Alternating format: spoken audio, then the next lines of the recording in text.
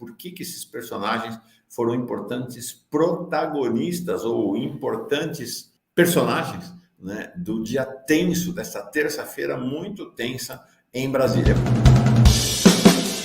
Primeiro, o comandante do Exército, general Thomas Paiva, que foi nessa, né? Que na segunda-feira, ontem nós tínhamos falado de que o Exército fez um inquérito e a resultante desse inquérito do Exército é que o grande culpado pelo 8 de janeiro é o governo Lula.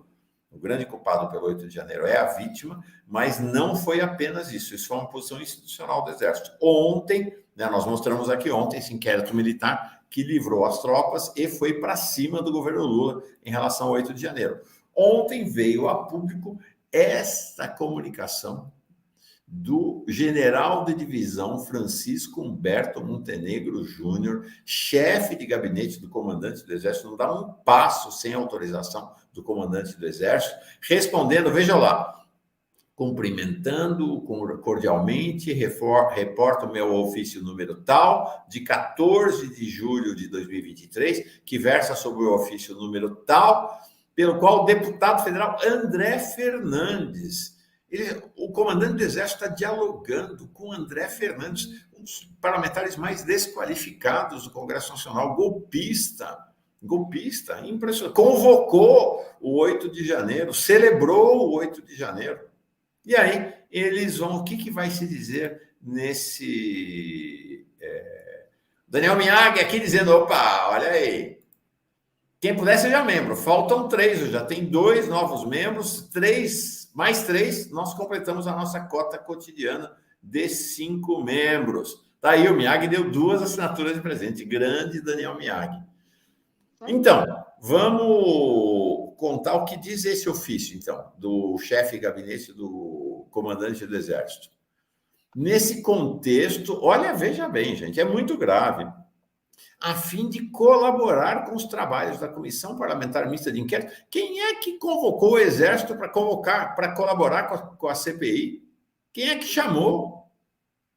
Da onde o Exército tira que ele vai colaborar com a CPI de iniciativa própria? É impressionante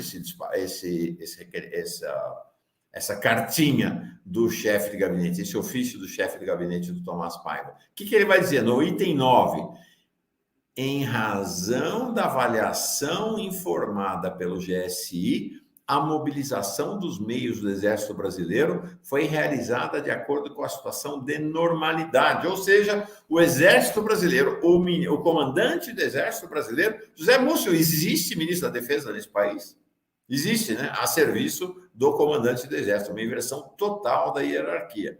O que é que ele está dizendo? É que o GSI é o responsável. Ou seja, o governo Lula é o responsável, porque o GSI, naquele momento, estava sob comando, 8 de janeiro, do governo Lula. É verdadeiramente impressionante. Como diz a Zilda Araújo, o governo deu mole, o troco está aí. Pois é, o troco está aí. Os milicos colocando mais uma vez a cabeça para fora. O segundo personagem do dia de ontem foi o Lira. Lira simplesmente...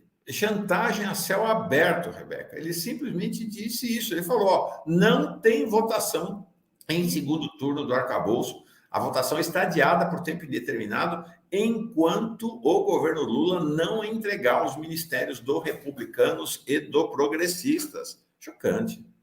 Eu fico brincando aqui, tem gente aqui até que fica... não gosta, mas eu fico brincando do primeiro-ministro Lira, mas é isso, ele age... como se tivesse até mais poder que o Lula. É impressionante a disfarçatez dele, né, Rebeca?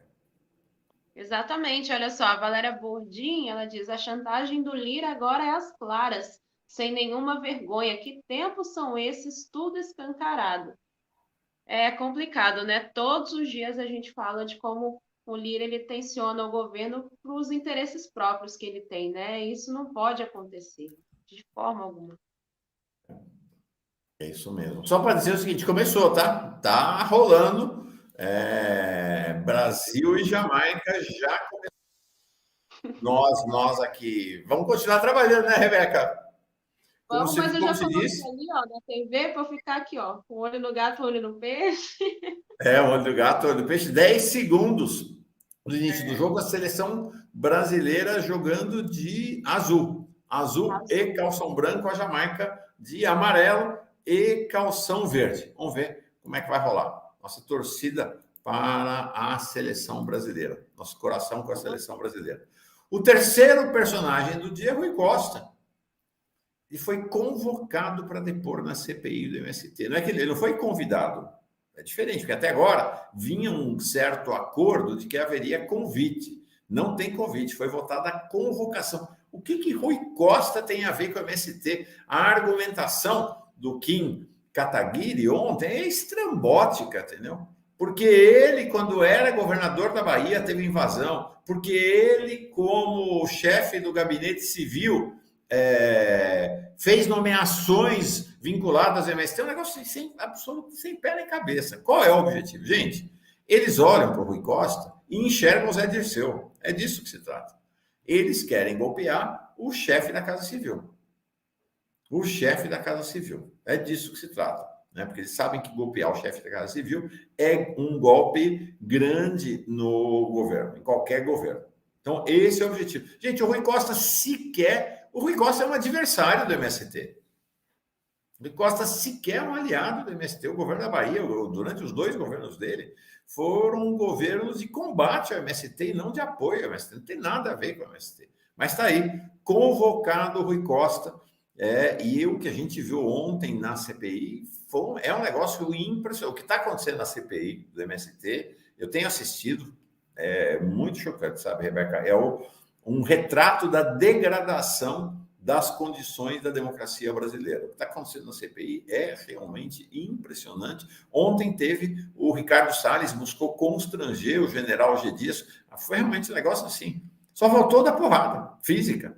Né? Foi um negócio assim de... A Gleisi falou, o STF... Eu achei que os advogados do G. Dias, inclusive, iam procurar o STF durante a sessão para ter uma ação do STF, porque o que fizeram lá com o G. Dias ontem foi um negócio chocante. Eles fazendo rolar melancia durante a CPI, o advogado dele protestou, foram obrigados a tirar, mas melancia para dizer que o cara é verde e por dentro vermelho, é um negócio assim chocante. É a degradação da economia brasileira. Está aí Ricardo Salles fazendo a defesa aberta da ditadura militar. Resposta dela, Sâmia Bonfim, que eles querem caçar. Vamos ver. Se aliam muito ao que se quis combater em 64. É a primeira vez que um militar não defende a importante ação de 1964. Ele falou mais, tá? Ele fez uma longa defesa do golpe da ditadura. É impressionante o que a gente assistiu ontem. É essa condição. Depois de derrotados nas urnas, depois de derrotado no Rio de Janeiro, a extrema-direita continua na ofensiva política nesse país. É importante ter clareza disso. É muito grave. Pessoa que está sentada aí na mesa dessa CPI que defende um regime que fechou o Congresso Nacional. Se a gente estivesse na ditadura que o senhor tanto elogia, senhor Ricardo Salles, não poderia haver um debate democrático como esse no parlamento. O senhor é um golpista, o senhor não deveria utilizar o seu tempo de fala para elogiar os horrores da ditadura militar. O senhor é um parlamentar. O senhor não deveria aplaudir os horrores da ditadura contra a população brasileira. E o senhor cale a sua boca porque eu estou utilizando o meu tempo de fala. O senhor não gosta de democracia, não gosta de ouvir as mulheres falando, e é por isso que faz elogio à ditadura, e o problema é do senhor. E a minha questão de ordem é porque é papel do presidente dessa CPI repreender os deputados que atentam contra o Estado Democrático de Direito. Senhor presidente, o senhor está do lado dos golpistas quando não repreende uma fala como essa. O senhor fala grosso com mulheres, mas fala fino com golpistas como o senhor Ricardo Salles, que está aqui numa CPI como essa, reivindicando aquilo que significou horror para mulheres, para jovens, para trabalhadores desse país e para a nossa democracia e também para crianças. É disso que se trata. O senhor deveria repreendê-lo e não interromper fala de parlamentar. É isso aí, não foi só ela, não. Não foi apenas ela, não. A Thalíria Petroni foi para cima também. Vejam, Thalíria Petroni com seu bebezinho no colo. Hoje começa com o relator dessa CPI tendo a coragem de defender a ditadura militar no Brasil. Eu sou neta de um homem que foi torturado e para o senhor estar sentado nessa cadeira rindo com deboche, muita gente lutou para garantir, ainda que frágil, este Estado democrático de direito. O senhor que é amigo de golpista e financiado por aqueles que também financiam o golpe, também para estar sentado aí, foi eleito, infelizmente, por voto popular, dentro desse sistema eleitoral. E defendeu um regime que enfiou ratos invadindo as mulheres, que provocou mortos e desaparecidos, que fechou inclusive esse Congresso Nacional por meio do AI-5, é no mínimo vergonhoso. Eu, por coincidência, estou aqui com meu menino no colo e pensar, como é que é, deputado? Ele mama, e essa hora da noite ele tem que se amamentar. Não sei se o senhor sabe o que é isso, porque eu não sei nem onde se o senhor tem filho ou onde está o seu filho. Talvez com alguma mulher que está cuidando dele. Valéria Petroni, as mulheres fazendo confronto com os golpistas, com os homens golpistas na CPI do MST. Ambiente na CPI do MST realmente, olha, a situação da democracia brasileira é muito preocupante, Rebeca, muito preocupante. E as mulheres na linha de frente do combate, né? Dá orgulho de ver. Sim, é um ambiente hostil e as mulheres, como sempre, brilhantes, né, na defesa dos nossos direitos. Todo meu aplauso para a Sâmia, para a Talíria, toda vez que a gente coloca elas aqui, elas estão se manifestando em favor da defesa do povo, em favor da democracia do Brasil, e realmente um absurdo, né, Mauro? Meu Deus do céu, que absurdo.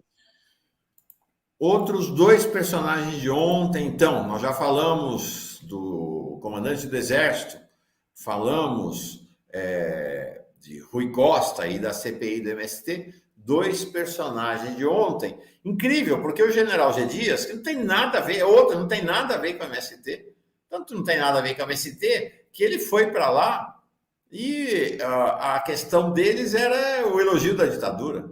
Pouco se falou do MST, né? Era constranger o general G. Dias. Ontem estava ele na CPI do MST e o Saulo Moura da Cunha, ex-diretor adjunto da ABIN, ele estava na ABIN no 8 de janeiro, na CPI do golpe, na CPI do 8 de janeiro. E olha, foi um dia para a extrema-direita lá na CPI. Arrancaram, e de fato a agenda do dia foi pautada por eles, e ele deixou o general G. Dias numa má condição.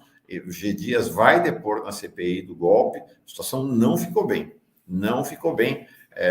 Eles estão na ofensiva, foi um dia de ofensiva, em que pese a Jandira, mais uma mulher, em que pese a Jandira, foi um dia de ofensiva dos golpistas nas duas CPIs.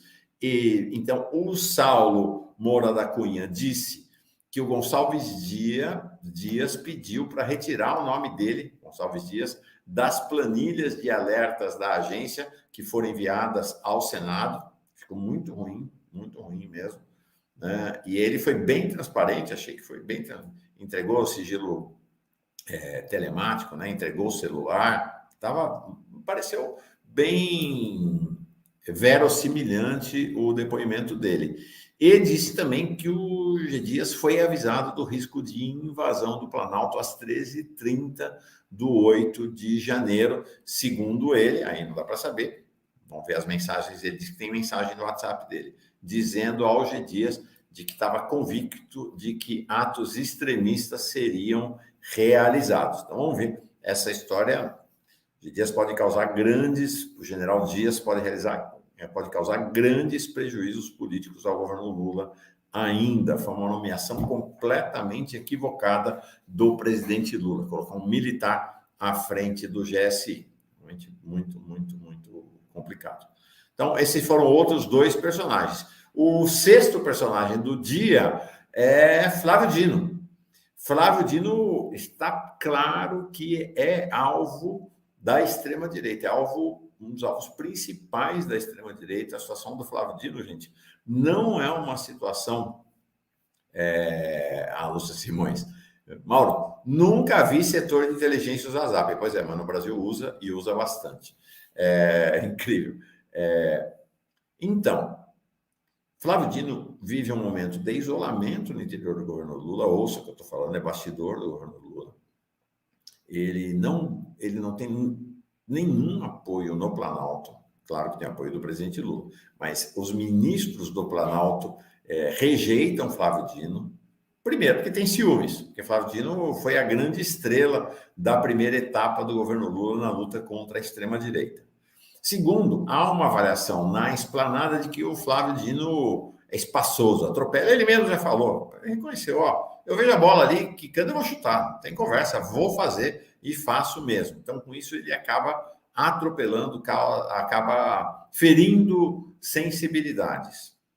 Então, tem o ciúme, tem esse estilo do Flávio Dino, ele não tem apoio no Congresso Nacional, ele não é apoiado pela liderança do governo no Congresso Nacional, os líderes do governo no Congresso Nacional não gostam do Flávio Dino, os líderes do PSB, o seu partido, também não dão suporte ao Flávio Dino, os líderes do PT igual. E a situação dele no Maranhão, neste momento, não é uma situação das mais confortáveis. O governador do Maranhão, que é governador graças ao apoio do Flávio Dino, né, foi uma candidatura ali construída a partir da liderança do Flávio Dino, o Brandão Júnior, que é filiado ao PSB, está fazendo uma mudança, está fazendo uma transição política no Maranhão para se compor com o clã Sarney. Então, a situação do Flávio Dino é uma situação muito complicada do ponto de vista político. E aí, o que aconteceu ontem? A CPI do golpe pediu ao Flávio Dino, absurdo, né? Mas pediu as imagens, requereu ao Flávio Dino as imagens das câmeras do Ministério da Justiça voltadas para a esplanada do Ministério. Eles querem provar que é a narrativa dele, essa narrativa que vigorou ontem, a narrativa de que o golpe é responsabilidade do governo Lula e da democracia. O Flávio Dino falou o seguinte: dirijam o pedido à Polícia Federal, porque isto está em inquérito ainda, eu não posso mandar imagens em tempo de inquérito, que estão ainda sob investigação. O STF tem a mesma posição.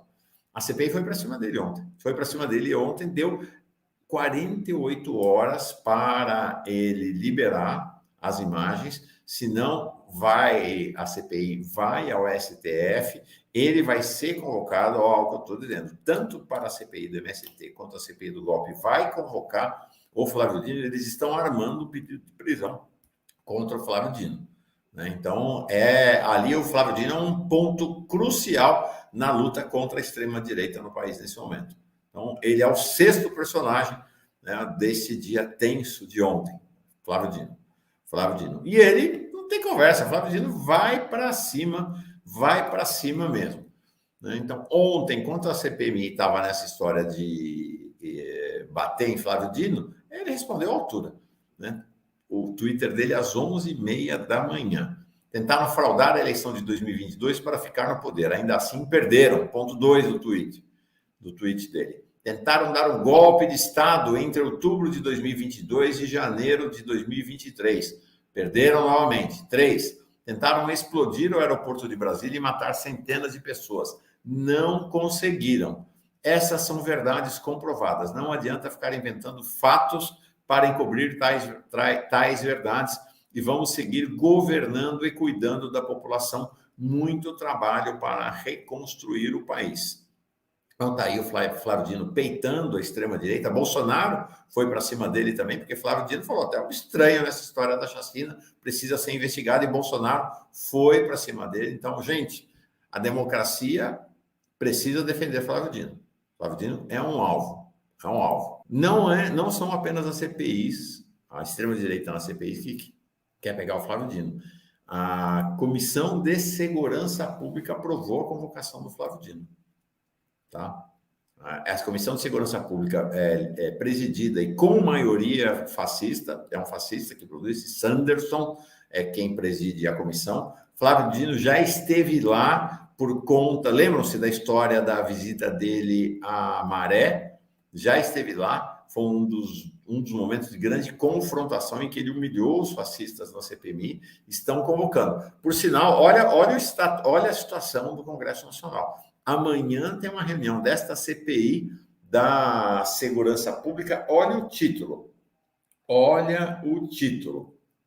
Debate sobre as prisões ilegais do 8 de janeiro. Há uma ofensiva da extrema-direita no Congresso Nacional, nesse momento. E Flávio Dino é um dos grandes alvos. Está aí o ataque do Jair Bolsonaro anteontem ao Flávio Dino. ataque do Jair Bolsonaro a Flávio Dino. É isso aí, ele precisa ser defendido. No Brasil, ou nos Estados Unidos, como no Brasil, é muito interessante essa convergência, da luta política, do cenário da luta política das democracias contra os fascistas.